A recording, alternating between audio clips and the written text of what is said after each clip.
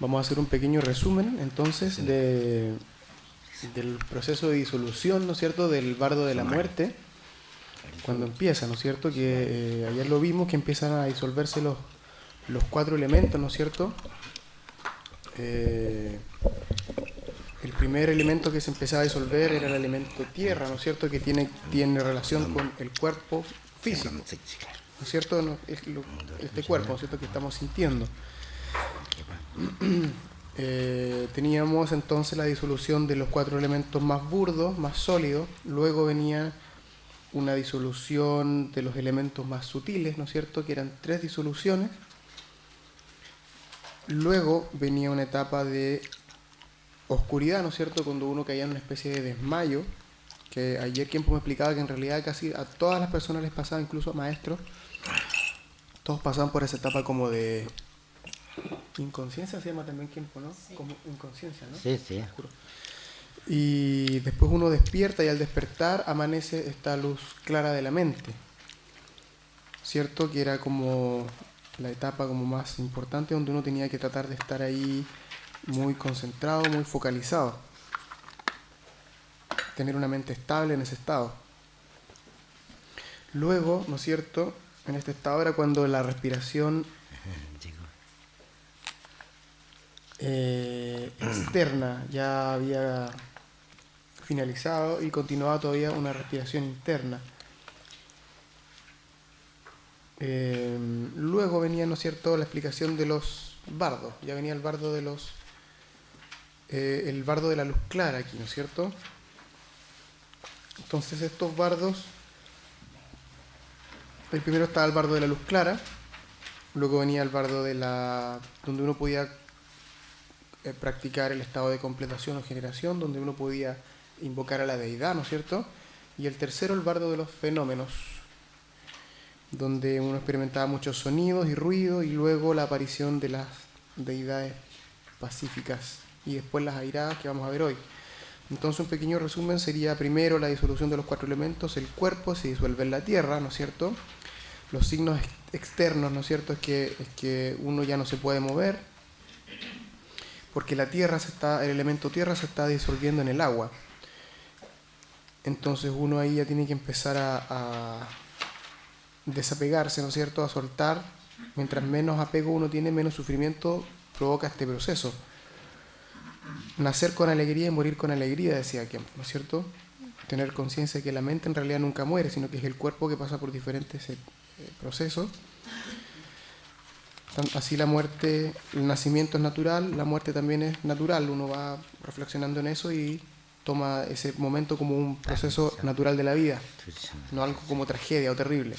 Segundo, el agua se disuelve en el fuego, entonces externamente ya no hay sudor, se empieza a secar la saliva, ¿cierto? La gente en esta etapa piensa que se está hundiendo, entonces le pide que le pongan almohada, distintas experiencias de ese tipo que generalmente pasan las personas en el trance de morir. Interiormente, el signo interno es que se ve como un espejismo, ¿no? El signo anterior no lo dije, anterior del signo interno no lo dije, perdón, es que uno puede ver humo, es la disolución de la tierra en el agua. La disolución del agua en el fuego es que uno ve como un espejismo, ¿no? Uno aquí suelta todo el miedo, suelta todos los apegos, se trata de relajar lo más posible.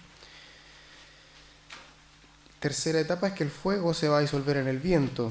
Ahí externamente ya el calor corporal se va a empezar a desvanecer. Las personas van a empezar a sentir frío, ¿sí? Internamente el signo es que uno ve chispitas o como luciérnagas.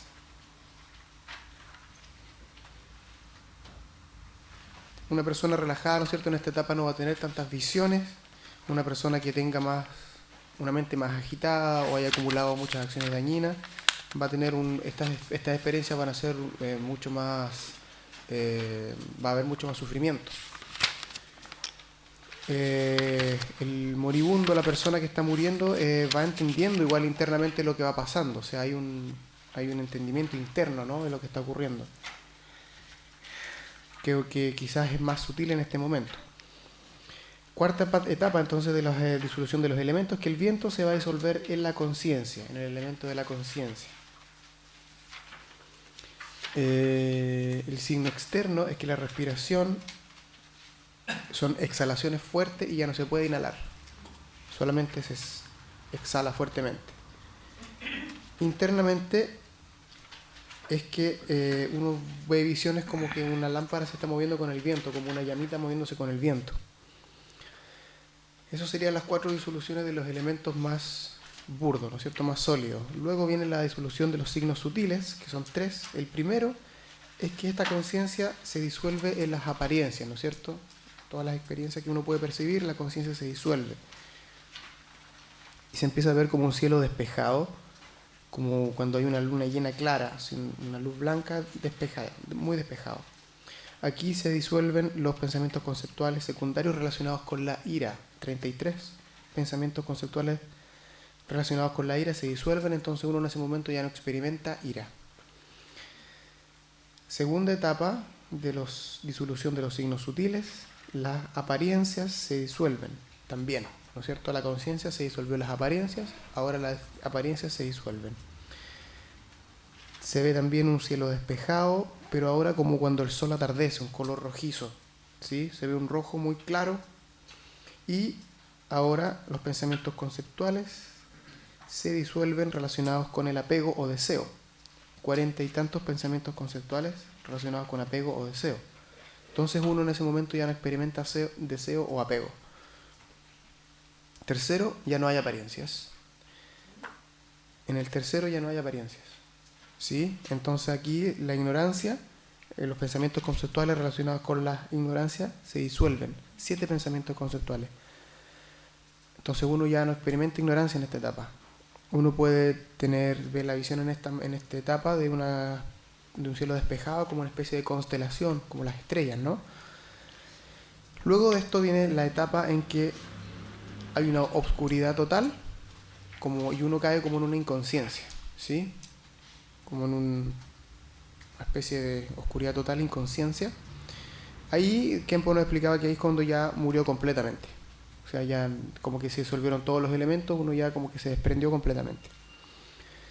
Después de un rato, uno va a despertar y va a percibir la luz clara como un amanecer, como una luz clara muy despejado, ¿no? Muy claro. Y esta conciencia se percibe como cuando amanece, ¿no? Eso se llama el amanecer de la luz clara. Una persona que tiene una buena práctica puede alcanzar la iluminación en este estado, puede mantenerse mucho tiempo en este estado. Si nuestra práctica no es tan estable, van a surgir luego las apariencias nuevamente y la conciencia va a ser arrastrada otra vez por los vientos, ¿no es cierto? Los vientos de la conciencia, del karma. Nuestra respiración externa ya se detuvo, pero la respiración interna sigue. Este viento, si uno no pudo, ¿no es cierto?, mantener este estado acá en la luz clara, la conciencia sigue y el viento se va a disolver en el canal central y de aquí se va a dispersar a los otros canales. En este momento va a aparecer el bardo. En este momento se empieza a leer el bardo. Un buen practicante, ¿no es cierto?, puede quedarse mucho tiempo en este estado o bardo, ¿cierto?, con una mente más estable. Una persona normal o que no ha tenido práctica, de sus canales, etcétera, no ha hecho las diferentes técnicas de meditación, no tiene familiarización con eso, va a estar corto tiempo, 15 o 30 minutos explicaba tiempo. Cuando la persona, se recomienda que la persona muera en la posición del león, si es posible, recostado al lado derecho, con el pulgar aquí tapando la fosa nasal derecha. También se puede presionar la zona del corazón para ayudar a la conciencia a eyectar por la coronilla, que es el mejor lugar para eyectar de los 9 orificios del cuerpo. Entonces luego se empezarían a manifestar los bardos. El primero, el bardo de la luz clara, ¿no es cierto? Esta luz clara es una luz de la mente, una luz interna, una experiencia interna, no tiene nada que ver con que afuera haya sol o no. Esa luz es una experiencia interna independiente de los fenómenos externos.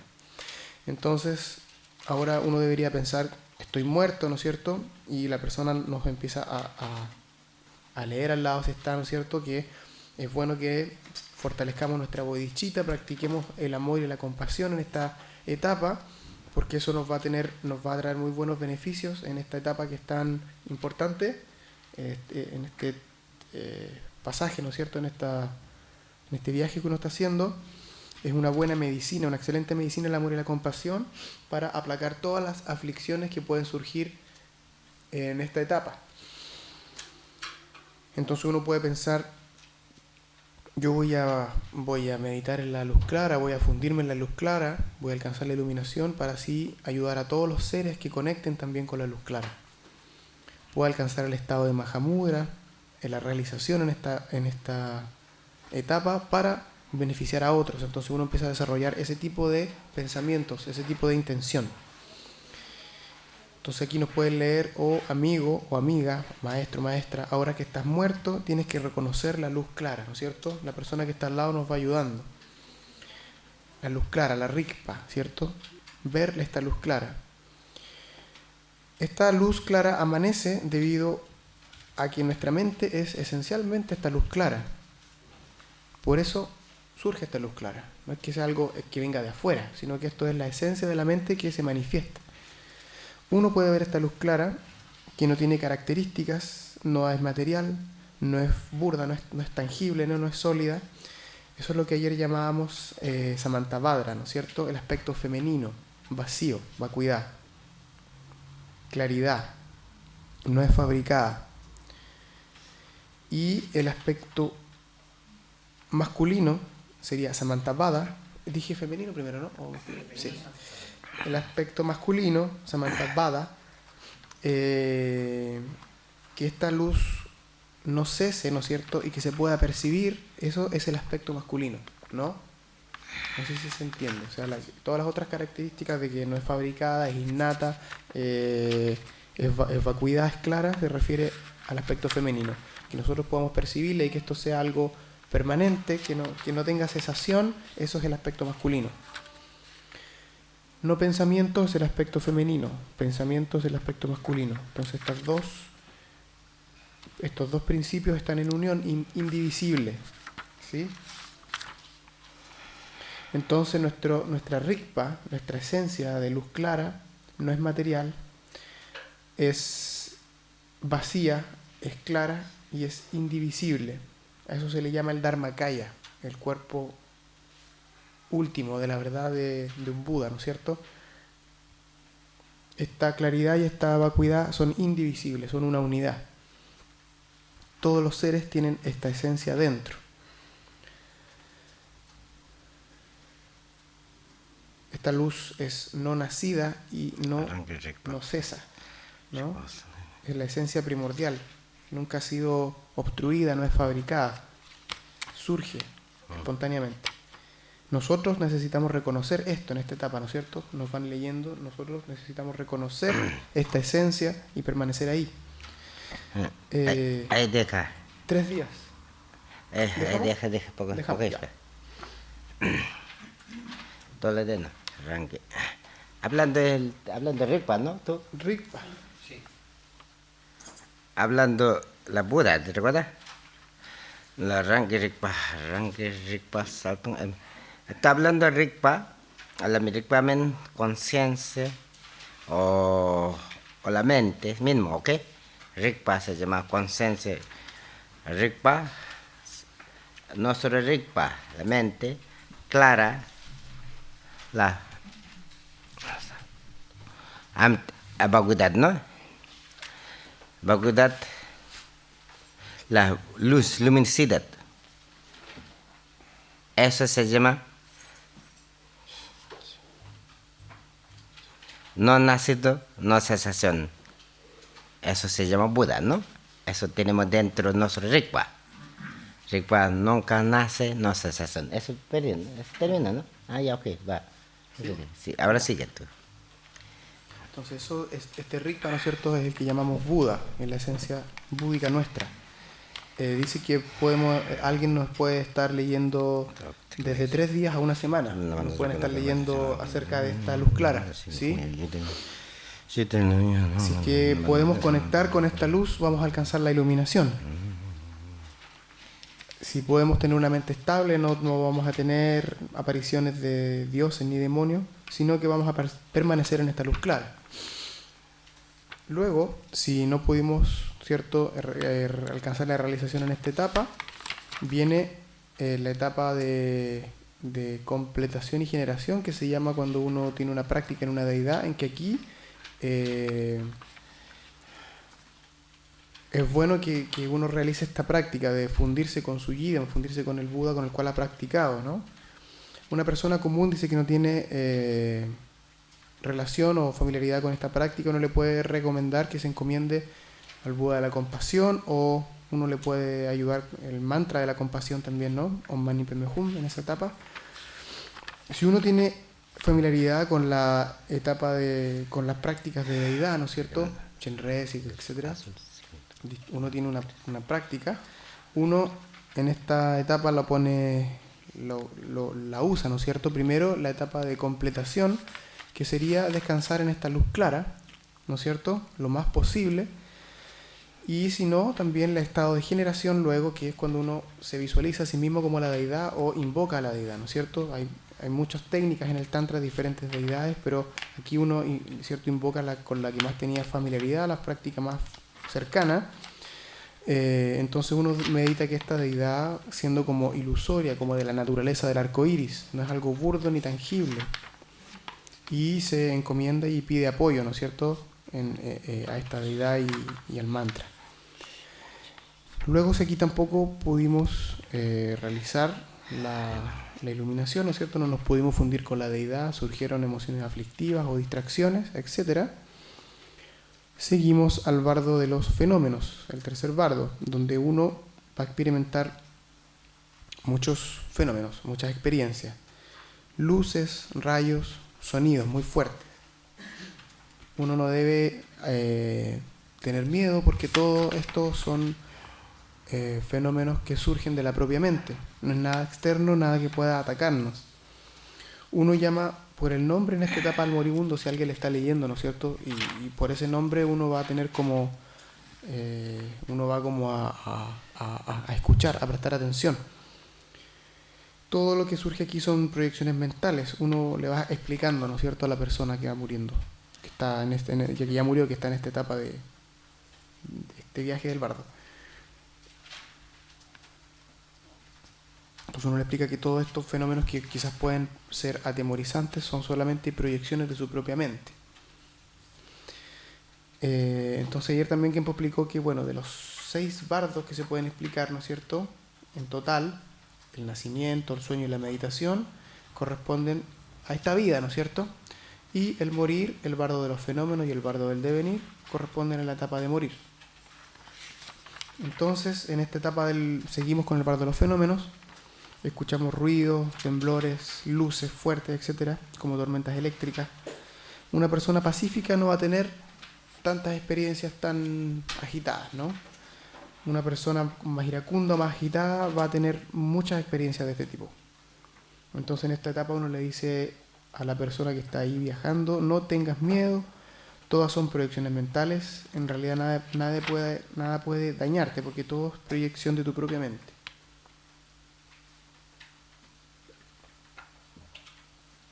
Dice: hijo o hija, no tengas miedo, son tus propios fenómenos mentales, ¿no es cierto? Son las instrucciones de Padmasambhava. Uno puede decirse en esta etapa a uno mismo, si uno medita y dice: bueno, esta es mi propia proyección, entonces todas estas proyecciones desaparecen, ¿no? Luego de esta etapa vendría la manifestación de las deidades pacíficas, ¿sí? Los Budas de las 5 direcciones. La primera manifestación, la primera Buda, aparece el Buda Vairocana, acompañado de los 6 bodhisattvas, 3 masculinos y 3 femeninos, ¿no es cierto?, en unión con sus consortes. Buda Vairocana también está en unión con su consorte femenina, ¿no es cierto?, en Yavyum, padre-madre. Desde Buda Vairocana surge una luz azul muy potente, y en conjunto con una luz tenue, blanca. que representa el mundo de los dioses. Esta luz blanca es la ignorancia. Uno no debe estar apegado a esta luz blanca, cierto, tenue, sino que tratar de fundirse con esta luz azul, las bendiciones del Buda Vairocana, esta luz azul potente. Esta luz azul potente nos ayuda a purificar, ¿no es cierto?, esta ignorancia y a realizar la sabiduría de la realidad que ayer explicábamos, ¿sí?, que tiene que ver con el principio de este Buda, Vairocana. Luego,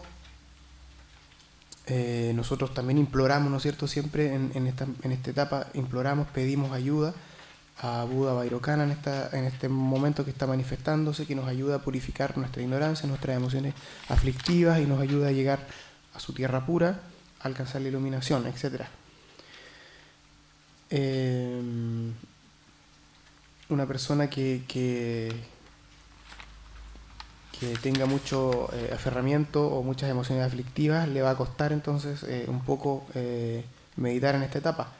Luego, si no pudo realizar esta etapa, ¿no es cierto?, no pudo meditar bien en Buda Vairocana, va a seguir el segundo Buda que se va a manifestar, es Akshobhya.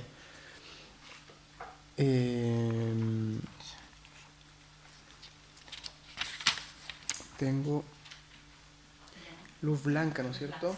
Una luz blanca potente. Akshobhya también, todos los Budas aparecen con sus consortes, ¿no es cierto? Aparecen en unión padre-madre. Una luz blanca potente surge de Akshobhya. Esta luz viene también en conjunto con una luz gris tenue.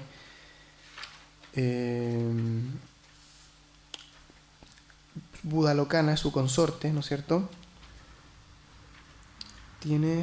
¿Con qué está relacionado? Tenemos la ira. Esta luz gris tenue está relacionada con los reinos infernales. Entonces uno no debe aferrarse a esta luz tenue, sino que tratar de fundirse con esta luz blanca brillante, la sabiduría, ¿no es cierto? La sabiduría del espejo. Realizamos la sabiduría del espejo si podemos purificar la ira. Purificamos el elemento agua, casi tenemos bien purificado. ¿Qué hablas, no? Akshobhya. No, es cortito ya. Ahora Okay. hablando tú. Perdón, muy largo. No solamente es cortito. Ya los vamos a Eso enunciar habla. solamente. No, entonces, Tercero, aparece el Buda termino, Ratnasambhava ¿no? con Mamaki en un trono de caballos. Nos ayuda a purificar la emoción del ego o el orgullo.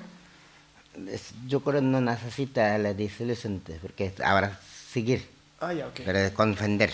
Ok. Yo creo que si la cortita resumo, eso es importante. Pero, Los puedo nombrar solamente. ¿Sí? Vaya, Ya, rápido. entonces la luz amarilla, Ratnasambhava, la tercera aparición, purifica el ego y el orgullo. Eso. Cuarto, Amitabha, luz roja, en conjunto con la luz tenue amarilla. Luz roja fuerte emanando de Amitabha nos ayuda a purificar el deseo o el apego. Y el quinto, Amoghasiddhi, con su consorte Tara, Dolma, emanando una luz brillante verde. Amoghasiddhi nos ayuda a purificar la emoción de los celos.